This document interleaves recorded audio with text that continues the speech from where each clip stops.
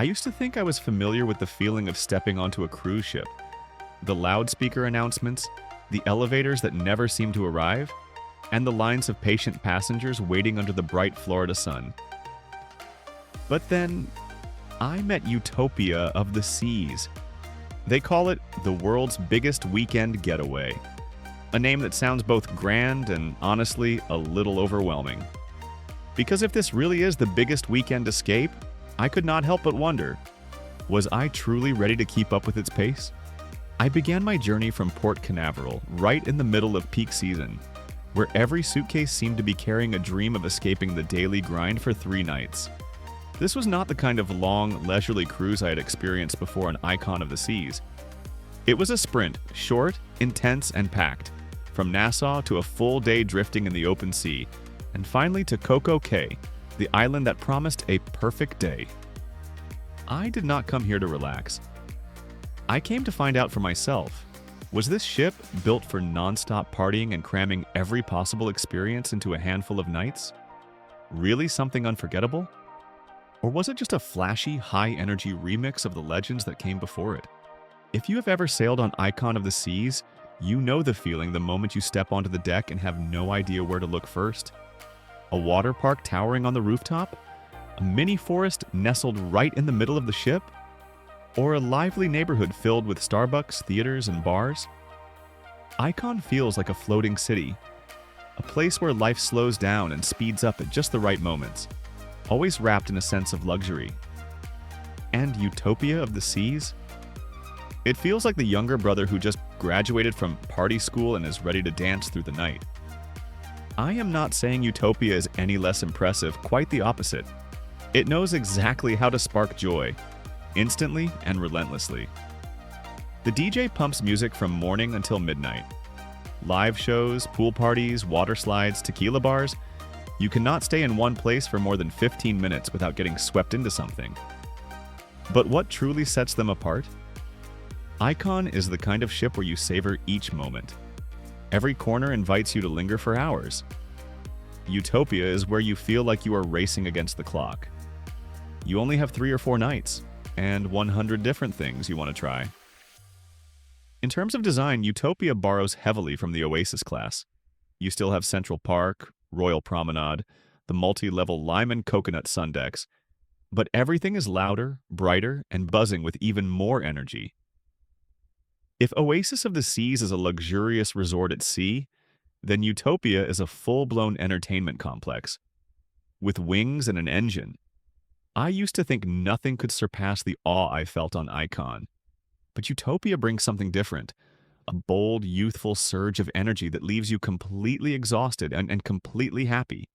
I booked an ocean view balcony cabin on Utopia of the Seas.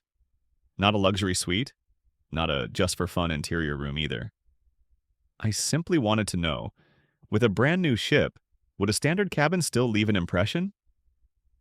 First impression when I opened the door. Everything was spotless, bright, and organized in a way that just made sense. Soft cream curtains, warm golden lighting, crisp white linens, and a balcony facing the ocean just big enough to step out every morning without having to duck around furniture. I noticed the small details, a USB-C outlet and an international plug right by the bed.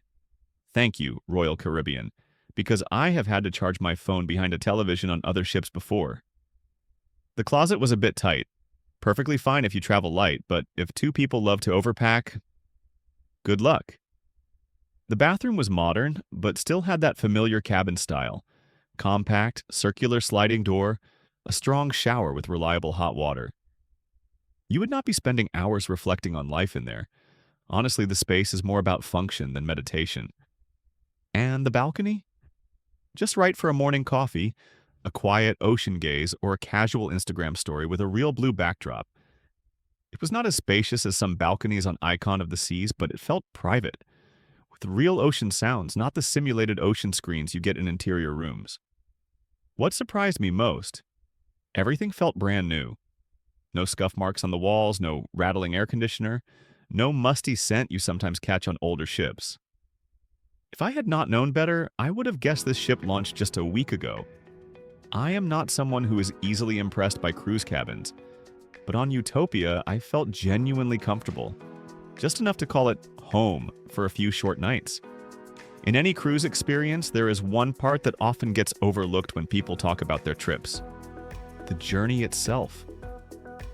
Everyone loves to focus on the cabins, the food, or the water slides full of adrenaline.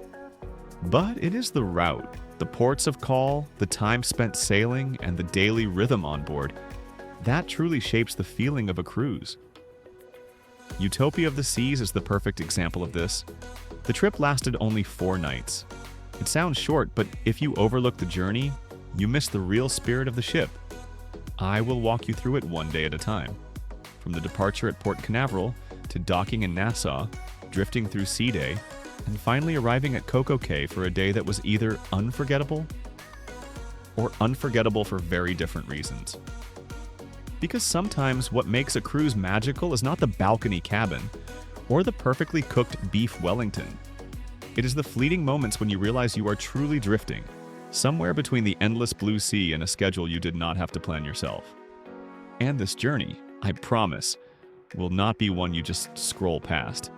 On the first day, I arrived at Port Canaveral around 11 o'clock in the morning. Check-in was quick, smooth, and easy, thanks to completing the online check-in ahead of time. It took me exactly 15 minutes from the moment I stepped onto the pier to the moment I found myself standing in the middle of the Royal Promenade, welcome drink in hand, thinking to myself, the fun officially begins. At 4 o'clock in the afternoon, the ship's horn roared through the air, followed by a wave of cheers from thousands of excited passengers.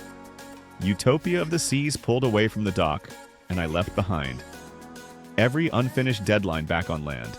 Day 2. Nassau, Bahamas. The next morning, the ship docked in Nassau at 9 o'clock. This is one of the busiest ports in the Caribbean, welcoming up to 25,000 guests every single day. And the moment you step off the ship, you can feel it. Nassau is not a place for hesitation. I did not book a tour through the cruise line. Instead, I chose to walk, because it is only about a 15 to 20 minute stroll from the pier to Junkanoo Beach. A walk filled with sunshine, salty breezes, and a little chaos. Taxi drivers calling out for rides, street vendors waving at you, and the fish fry signs fading under the midday glare. Nassau has a rhythm all its own, like everyone is rushing somewhere but somehow still relaxed. I started my morning with a guava French toast at a small cafe whose name I honestly cannot even remember. But I do remember the smile of the server and the cold mango juice that made me feel like I had truly arrived at the sea. The first place I visited was the Queen's Staircase, 66 steps carved by hand through limestone, built by 600 enslaved workers over nearly 16 years. You will hear people describe it as beautiful, impressive, but when I stood there under the damp stone walls with light trickling through the vines, I thought, this is a place heavy with history. I climbed further to reach Fort Fincastle, an 18th century fort. It is not huge, but it offers a sweeping view over Nassau, pastel rooftops, the sparkling blue sea beyond, and our ship waiting quietly at the pier. Around noon, I found my way to the fish fry. If you love seafood, this is the place to grab a conch salad, Bahamian-style fried fish, and a goombay smash, a sweet cocktail that just might make you lose track of the time you need to be back on board. Fair warning, I ended my afternoon at Junkanoo Beach, the closest public beach to the ship, just a few minutes walk away. It is not a pristine, untouched paradise, but it has music floating through the breeze, cold beer for sale, and a group of older American tourists playing dominoes under a big beach umbrella. I waded into the salty water, listening to laughter ripple down the shore, and realized that even if it was only for a few hours, I had truly been part of Nassau.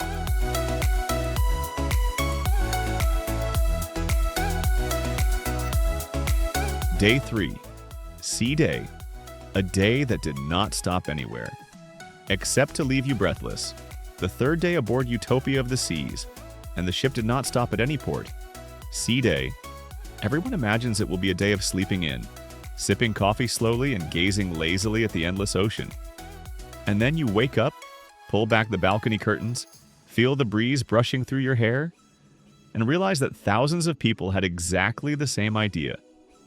No Nassau, no Coco Cay, just an endless stretch of blue, and 8,000 people determined to squeeze every possible moment out of every square inch of the ship. That was the moment I truly began to explore Utopia's amenities. I started from the sports court on the upper deck, where people were playing basketball in the strong winds, and wandered over to the surf simulator, where a brave guy gave it a first try and wiped out after exactly 2 seconds. I applauded, partly for his spirit and partly because, well, I had wiped out just like that too. Then came the water slides, and no, they are not just for kids.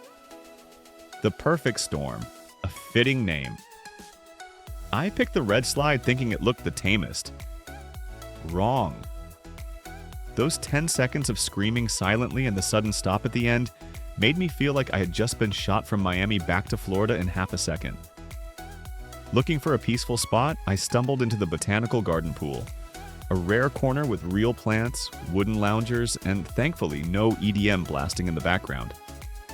I sat there watching the gentle ripples of the pool, feeling like I had found a slice of Bailey, until a group of TikTokers showed up with 3 ring lights and started dancing. I passed by Sorrento's Pizza, and even though I had already eaten lunch, the smell of pepperoni won. Planned to grab just 1 slice. Ended up eating 3. Promised myself I would hit the gym later, and promptly forgot where it was.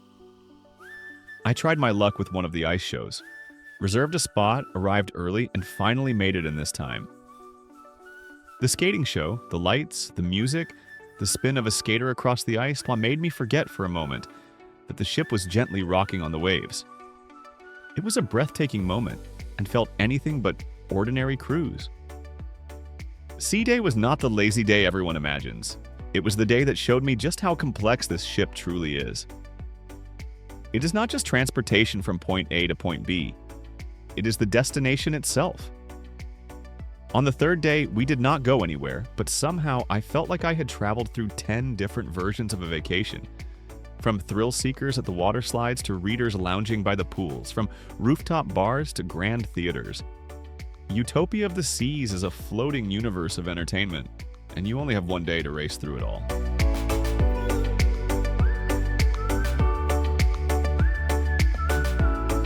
Day 4. Coco Cay. A perfect day, if you pay for it. On the 4th morning, I woke up with a strange but welcome feeling. A light excitement, like stepping into a tropical summer movie. Outside my balcony, the white sands of Coco Cay and its tiny lighthouse came into view. The sky was impossibly blue, the ocean even deeper. And I thought to myself, all right, today will be different. Today will truly be a perfect day. The moment you step off the ship, you are swept into a wave of excitement that feels just a little too rehearsed. Signs pointing everywhere, crew members waving you along, DJs blasting upbeat music. It is like the entire island is whispering, "Come on, have fun today, you have to." It is mandatory. I decided not to buy a ticket to the water park, even though it looked massive with towering slides, a giant wave pool, and screams echoing like something out of Disney World. Ticket prices? Anywhere from several dozen dollars to over $100. And that is just for entry. Instead, I chose the simpler route, walking straight to the free beach. Things I genuinely loved. South Beach, crystal clear water, soft white sand, and no rocks underfoot. I managed to grab a lounge chair, free if you arrive early, and floated in the water, the light saltiness, the refreshing coolness, and a peace so real that I forgot my phone buzzing nonstop in my bag. Coco Beach Club, just a quick walkthrough. Picture-perfect Instagram-level luxury. Overwater cabanas, an infinity pool, and upscale seafood lunches. But the price matched the look, starting from a few $100s and climbing fast. The overall vibe, everyone genuinely seemed happy. Kids building sandcastles, adults sipping bright cocktails with ridiculous names. No rushing, no arguments. Just a little world where deadlines and electric bills no longer existed. But there are some things I have to be honest about. The island felt a little too staged. Every walkway was spotless, every palm tree planted perfectly, every beach smooth like a movie set. It felt less like a raw slice of paradise, and more like stepping onto a perfectly polished stage. Money, money, and more money. Want to enter the water park? Pay. Want a shaded cabana? Pay. Want a lobster roll at Coco Beach Club? Open your wallet wide. The music. If you are dreaming of a quiet beach where you can nap to the sound of gentle waves, sorry, not here. The DJ spins music from morning till evening. Not obnoxiously loud, but just enough that even the waves seem to bounce along to the beat. By late afternoon, I found myself sitting under a big blue umbrella holding a piña colada, thankfully covered by my ship's drink package, watching the golden sun melt over the sand. Even though Coco Cay was not the untouched paradise I usually seek, I had to admit, sometimes a perfectly orchestrated day is not so bad after all. Early on the fifth morning, while the sky was still barely lit, Utopia gently returned to Port Canaveral. The journey ended just as quickly as it had begun. Looking back, Utopia of the Seas was not just a cruise. It was a whirlwind, a storm of laughter, music, and those fleeting moments when you realize sometimes what you need is not a peaceful escape, but a place wild enough to pull you out of your everyday routine. If you are searching for a weekend that explodes with energy, if you are ready to step into a world where the word slow does not exist, then Utopia is waiting for you. Let me keep telling you that story. Do not forget to subscribe, and I will see you on the next adventure.